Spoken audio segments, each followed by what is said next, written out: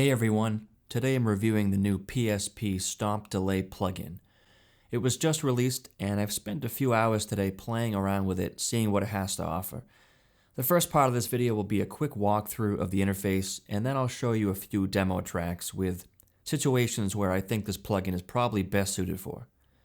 If you're not familiar with PSP, they're a Polish company and they make high-quality professional plugins. And as a sound designer, I use quite a few of their products in almost every project. They do have several different delay plugins on the market currently, but StompDelay is probably most similar to their Echo plugin, which is a full-fledged tape echo emulation. They are just different enough where I can probably suggest that you get both if you can, because there are some features that are found in Echo, for example, that just aren't in this particular plugin. Right away, when you open the plugin, you'll notice it's clean and uncluttered. There are not several pages or tabs. It's one window. It's always great when you discover a plugin that not only offers you a wide variety of creative possibilities, but also one that's just easy on the eyes. So right off the bat, big props to PSP for making yet again another very clean and easy to look at interface that sounds great. Let's do a quick walkthrough now and I'll show you what all the knobs do and I'll show you the overall signal flow. At the top of the plugin, you'll notice the LED style display, which shows either the delay time, the LFO rate, or the tempo, depending on what parameter you set it on. Now it's multifunctional and interactive, so if you want to change your LFO rate or delay time, you have a few different ways to do that. You can either click and drag on the knobs up and down, or use your scroll wheel, or you can click and drag on the actual display itself and the numbers will change. Here you can set the LFO rate, which is a frequency between 0.01 Hz all the way up to 15 Hz. You can also tempo sync it, or you can have it synced to your DAW. This switch here allows you to select which mode you want your LFO to be in. So this is a 3-position switch. The far left will be off, which means your value will be in Hertz. The middle position is tempo mode, which means you can manually set the BPM, and it's quantized to the musical note that you set in the display. And the far right position is host mode. This mode is similar to tempo mode, except it's synced to your DAW tempo. So as far as choosing values for your list of notes, you have a lot to pick from. You can go from 64th notes all the way up to octuple whole notes. So there's a lot to pick from. Next up is the LFO wave selector. Now you've got several different waveforms to pick from. You've got sine, triangle, saw up, saw down, square, pitch up, pitch down, spike, random, and sine with random FM, which is pretty cool. You can either cycle through the waveforms by just clicking here one at a time. You can click and drag and move up and down to scroll faster through them, or you can right-click and you can pick the waveform from the drop-down menu. LFO width allows you to set the pulse width for your LFO waves. Now the default is to generate normalized LFO signals, which are symmetrical from the zero line. Now in the middle position, that's the default. Any other setting will cause the LFO signal width to be processed. You can also filter the LFO signal by using the low-pass filter here. You can set this between 0 and 100%. Your delay time, obviously, sets your delay time. You can go from 0.1 to 4,000 milliseconds, or 4 seconds. If you're in tempo mode, you can adjust the tempo between 15 and 600 BPM. This switch here is a 3-position switch that selects the time mode. The far left choice would be off, which means milliseconds. The middle is tempo that you manually set, your BPM, and the far right is synced to your DAW tempo. So this delay plugin features a glide knob, which is pretty interesting. So the glide knob emulates the effects of when you fast forward or rewind magnetic tape. And so this is that setting here. Now something you may not be aware of right away is that you can actually toggle the glide mode between normal and scratch. So normal mode represents the typical full tape head simulation. But if you click on the label, you'll notice a gray rectangle that pops up. So clicking that label turns it to scratch mode. Scratch mode is a tape simulation that does not simulate the volume drop you'd get from fast forwarding or rewinding. So when you set the glide knob to between 15 and 35, fast taps will sound a lot like scratching. The tap pad allows you to tap your tempo, pretty self-explanatory. The tap indicator has 3 different functions. The indicator flashes when the tap button is clicked. The indicator flashes for the delay time when delay is synced to tempo. And it flashes for the beginning of a loop when you're in looper mode, which I'll cover later. This slider here is pretty cool. So adjusting this slider will adjust the delay time or delay note, depending on what mode you're in. You can choose your timer note here by clicking and dragging up and down the indicator. Or you can hold Alt down and click anywhere on the slider and it will jump right to that point. The slider has different scales. It can do 10 milliseconds, 20, 40, 100, 200, 400, 1 second, 2 seconds, and 4 seconds. You can adjust this scale using the delay time slider zoom arrows right here. These arrows go back and forth so you can change the scale at any time. Next up we have input width and level. This lets you set the stereo width for your incoming signal. It could be stereo, mono, or inverse stereo, or anywhere in between. And you can also either drive the plugin harder or you could dial it back if you have a hot signal from previous plugins. It goes up to 24 dB if you need it. This link right here just sets the input and dry wet level simultaneously in the reverse direction proportionally. It might not be something you use all the time, but it is handy to have that toggle. Your LFO spread will adjust the LFO phase difference between your left and right channels. I found the best values for this are probably between 90 and 120. It really gives you a nice wide sound. The LFO depth adjusts the amount of the LFO applied to your delay tap. If you don't want the LFO to be running at all, you can disable it by clicking the label here. Next up, you got a pair of filters. You got low pass and high pass filters. The low pass frequency ranges from 20 Hz up to 2500 Hz. And the high pass filter does 250 all the way to 20K. If you would like to disable the filters altogether, just click the labels. So the saturation and the limiter section here both go from 0% all the way to 100%. The limiter controls the internal limiting. If you put this at 100%, it'll be up to negative 15 dB. The saturation at 100% is a maximum of plus 9 dB. When either limiting or saturation occurs, these LED lights will start flickering. As you probably already guessed, you can turn off the saturation or the limiter, just click the labels. This delay section here has ping-pong, feedback, and image. The ping-pong sets the amount of ping-pong effect. There's no ping-pong delay if you keep it in the center. Moving this to the left makes the left delays shorter than the right ones. Moving this to the right sets the delay on the right shorter than the left one. If you're looking for that standard balanced ping-pong effect, put this either R50 or L50. The feedback sets feedback between 0% and 150%, and the image controls the stereo spread of the delayed signal.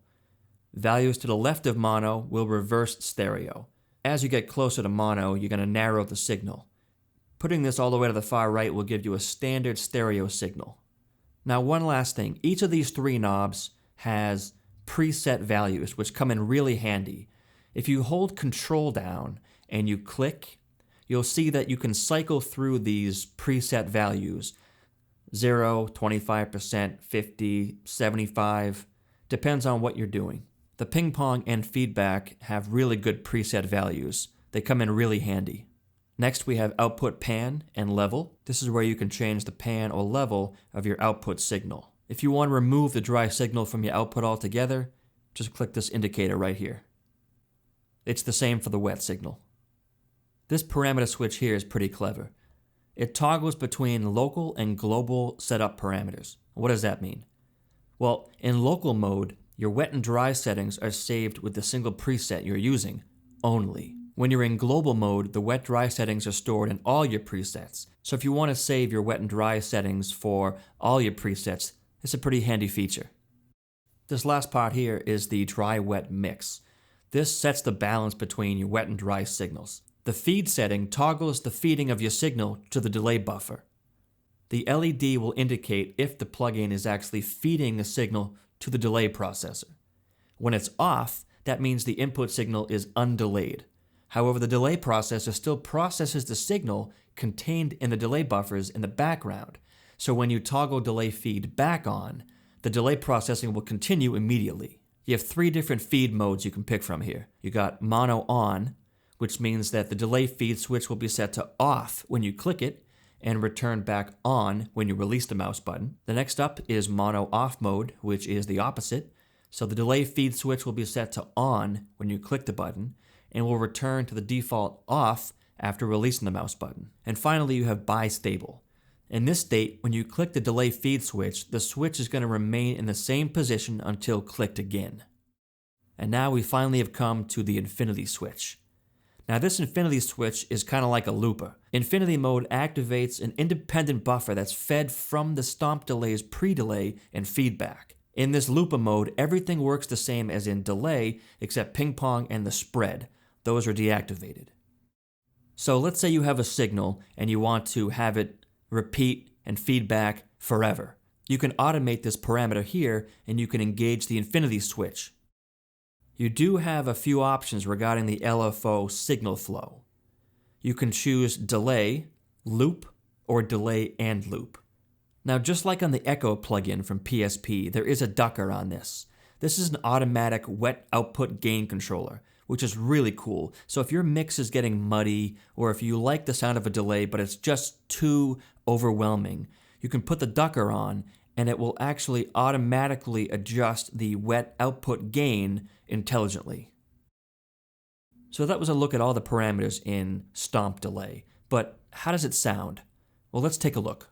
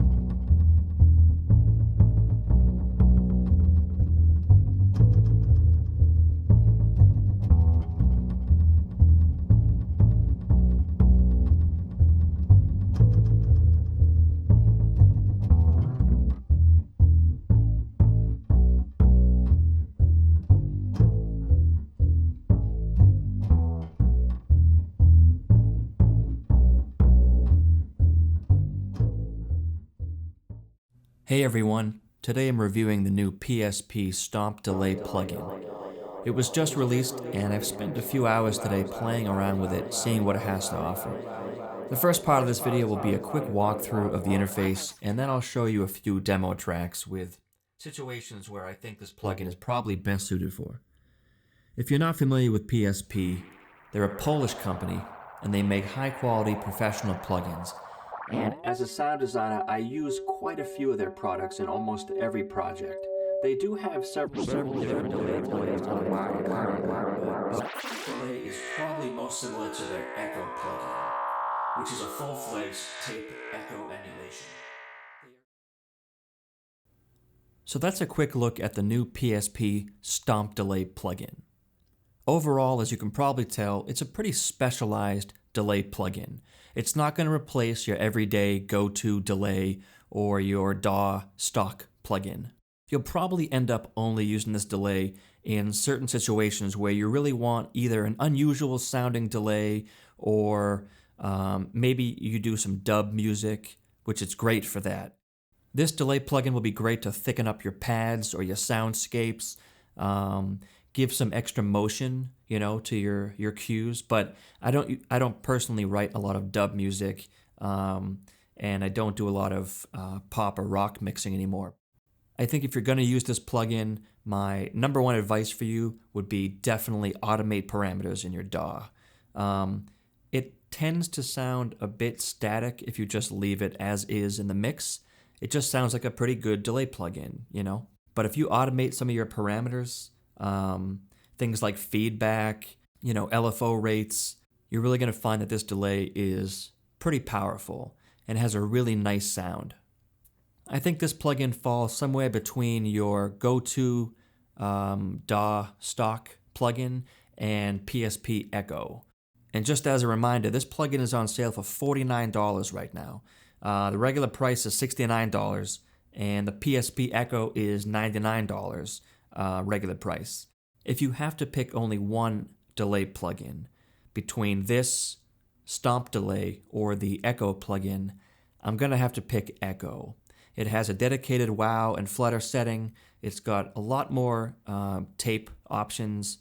I think it's a bit deeper than this plugin, but that's definitely not saying that the StompDelay is a bad plugin.